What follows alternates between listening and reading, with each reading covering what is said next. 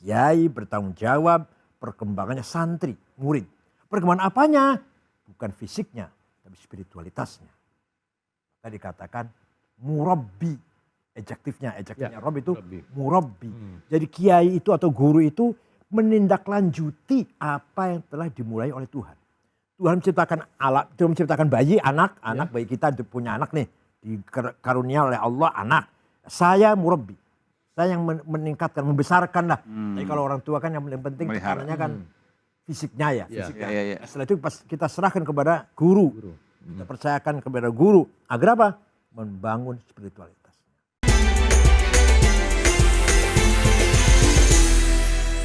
Artinya sebenarnya latihan untuk disiplin, takut meskipun tidak ada yang melihat itu sudah ada dalam berpuasa. La'allakum tattaqun.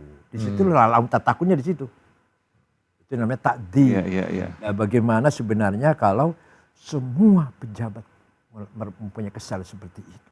Untuk sampai kepada tadi contohnya santri-santri itu, sampai kepada hanya tulisan saja mereka takut. Itu bagaimana pencapaiannya itu? Figur yang ditakutnya, figur yang berkarismatik betul. Jadi kiai itu figur yang sangat-sangat kita hormati. Bukan hanya takut misalkan sanksi apalah, tapi takut kualat. Ada takut kualat.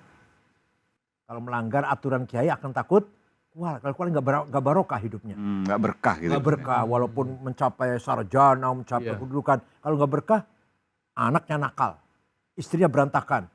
Keluarganya berantakan, istrinya selingkuh. Ini hidup yang tanda-tanda hidup yang nggak berkah. Tanda-tanda hidup yang nggak berkah. Istri katakan aja gak usah selingkuh lah. Istrinya nggak sholat, anaknya narkoba.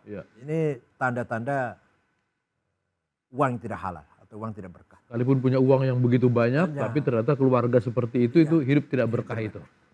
Kalau kemudian ajakan bahwa soal keberkahan ini harus ada dalam diri semua orang, terutama diri para pemimpin-pemimpin kita, itu gimana caranya? Nah, itu membutuhkan qudwah, contoh yang baik. Harus ada figur yang menjadi contoh. Kita ini krisis contoh. Bangsa ini krisis contoh. Yang banyak tadi ngomong pinter-pinter ngomong, tapi tidak bisa jadi contoh. Yang omongnya indah, yang ngomongnya bagus itu ternyata kalau kita lihat kelakuannya, loh kok kok jauh dari omongannya, kok jauh dari pidatonya, kok jauh dari himbauannya kalau sedang ceramah. Nah ini. Kita ini krisis. Makanya penting sekali contoh itu. Laqad kana lakum fi Rasulillahi uswatun hasanah. Jadikan Rasulullah sebagai contoh. Uswah hasanah. Kamu mau baik, standarnya siapa? Contoh Rasulullah. Kan gitu.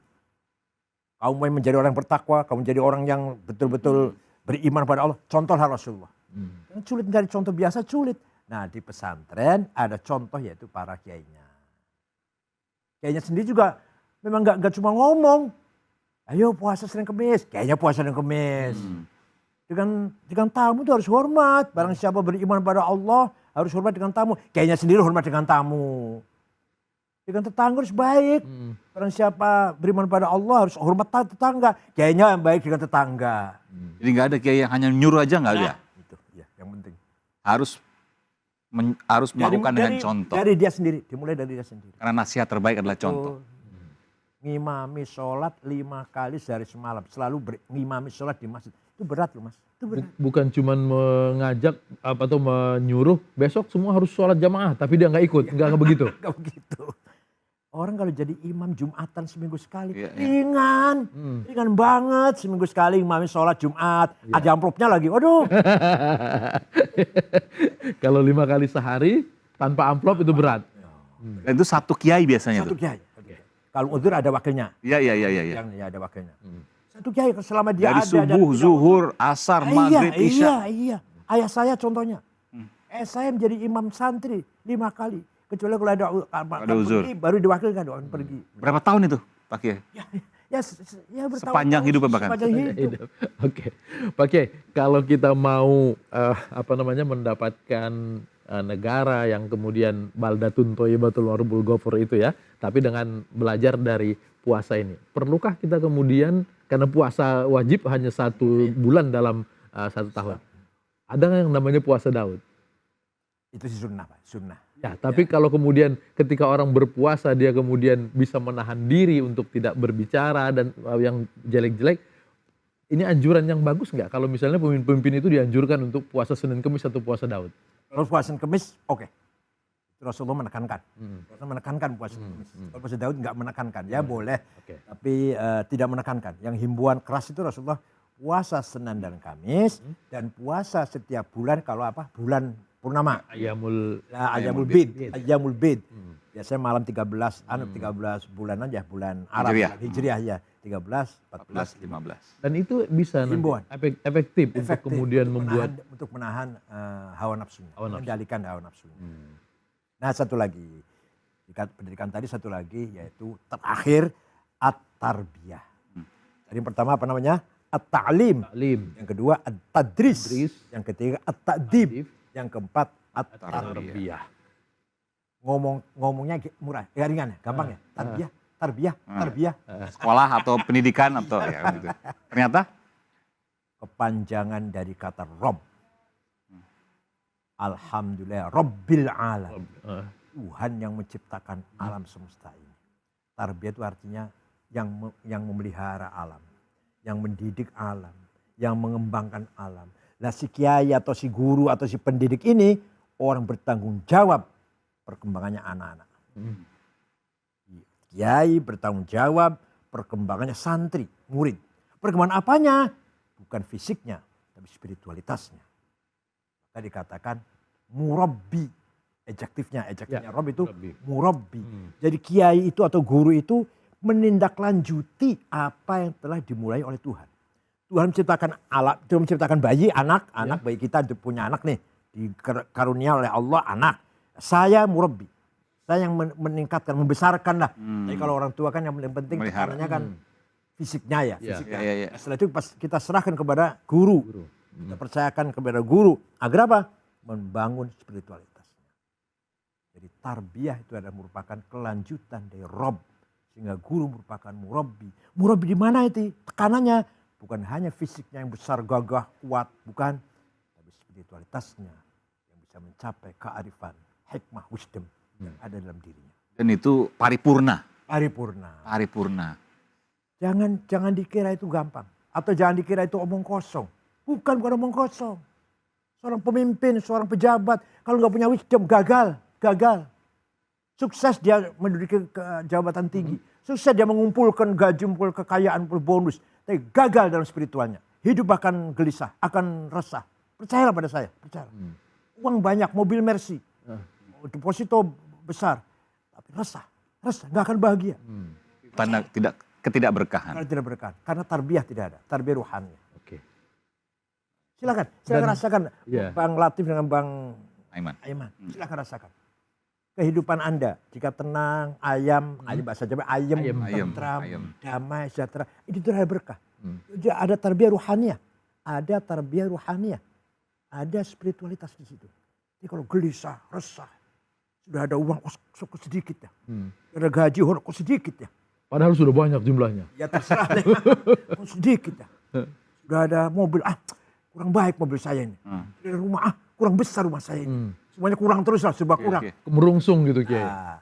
Itu artinya tidak ada tarbiyah. Oke.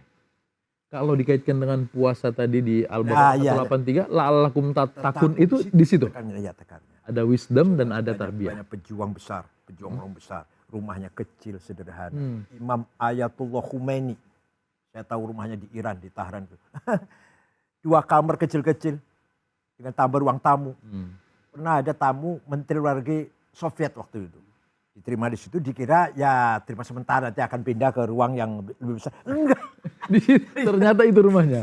Dari awal sampai akhirnya di situ. Heran dia.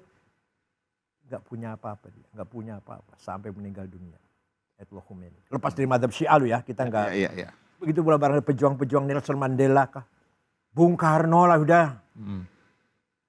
Hidup pas-pasan. Hidup sebelum waktu perjuangan. Hidup lari-lari. Jenderal Sudirman. Meninggalkan apa sih? Punya deposito dia. Beliau. Punya deposito beliau. Punya mobil mewah. Bung Karno Mungkin meninggalkan. Khulafaur Rasyidin Ali bin Abi Thalib. Ya semua Abu Bakar, Umar, Utsman, Ali. Iya. Hanya kalau Utsman kaya, Presiden Utsman kaya, Iya. orangnya kaya. Ali bin Abi Thalib, Sayyidina Umar. Ali yang kemudian Ali. juga Umar dan Ali yang miskin, betul. Tapi empat-empatnya Rasyidun, artinya menjadi khalifah bukan hawa nafsu. Itu menjalankan amanah. Gak ada gajinya itu empat-empatnya, gak ada gajinya. Ya kalau Abu Bakar sejahtera, Utsman kaya. Termasuk kaya Utsman itu. Dan capaian tertinggi itu berarti tarbiyah tadi itu. Dari puasa itu bisa ke sana ya. La'allakum tattaqun, tarbiyah. Tarbiyah ruhaniyah. Godogan spiritual. Seorang guru, Pak Iman, Pak Latif, ingin mempercayakan anak kepada seorang guru. Cari guru yang betul-betul murabbi. Betul-betul memberikan tarbiyah. Bukan hanya ilmu. Kan, itu penting, ilmu juga penting. Juga tarbiyah ruhaniyah juga sangat penting. Menarik sekali Pak Kiai, mudah-mudahan pertemuan kita di dini hari ini juga merupakan taklim. Ya? Menuju ke tarbiyah. Menuju ke tarbiyah. Kan begitu Pak Kiai ya? Kemudian orang yang mendengarkan ini tenang jiwanya. Dan paripurna ilmunya. Dan sebenarnya tidak cukup setengah jam ngomong kayak gitu. Tidak cukup. Yang penting kita punya semangat untuk terus belajar, karena belajar kalau kita sebutkan utlubul ilmi ilal mahdi ilal lahdi. Utlubul ilma ilal mahdi ilal lahdi. Jadi tuntutlah ilmu dari buayan sampai liang kubur. Jadi walaupun setengah jam, oleh Pak Kiai ini. Walaupun setengah jam, tapi kemudian ketika nanti selesai bulan puasa, selesai Ramadan ini diterapkan, mudah-mudahan ilmu yang sedikit kita hadirkan di sini bermanfaat buat semuanya. Terima kasih Pak Kiai, terima kasih Bung Aiman, dan terima kasih juga buat Anda pemirsa yang sudah menyaksikan Ayat-Ayat Langit with Profesor Dr. Kiai Haji Said Aqil Siraj. Saya Latif Siregar pamit. Assalamualaikum warahmatullahi wabarakatuh. Waalaikumsalam warahmatullahi wabarakatuh.